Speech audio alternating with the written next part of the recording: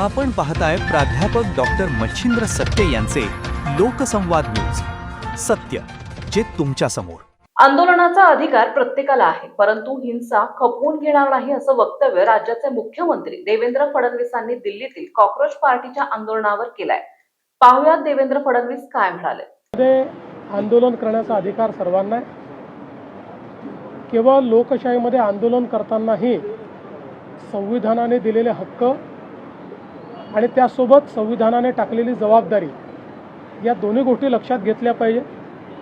कोणीही परवानगी घेऊन आंदोलन करत असेल, शांतिपूर्ण आंदोलन करत असेल तर अशा आंदोलनाला परवानगी पण दिली जाईल आणि अशी आंदोलनं करण्याचा सगळ्यांना अधिकार आहे.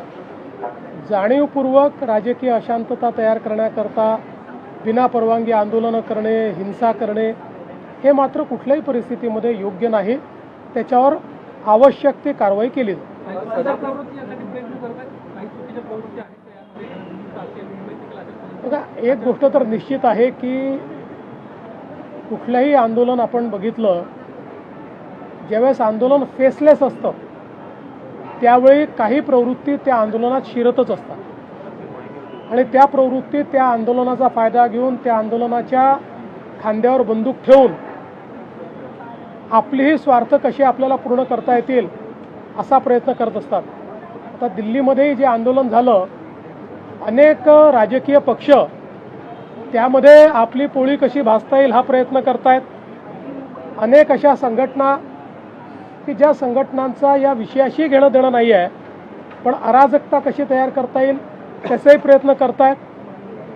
ज्यावेळी फेसलेस आंदोलन असतं त्यावेळी आपण दिल्लीमध्ये देखील बघितलं की कशा प्रकारे नेतृत्वहीन अशा प्रकारचं एक त्या ठिकाणी व्यवस्था आपल्याला पाहायला मिळाली.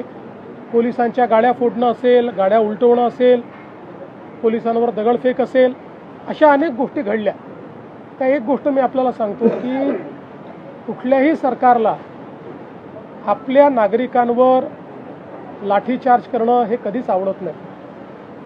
पण काल आपण बघितलं असेल ज्या प्रकारची अवस्था त्या ठिकाणी होती, जर पोलिसांनी कंट्रोल घेतला नसता तर अनेक अनावश्यक अशा गोष्टी त्या ठिकाणी घडल्या असत्या.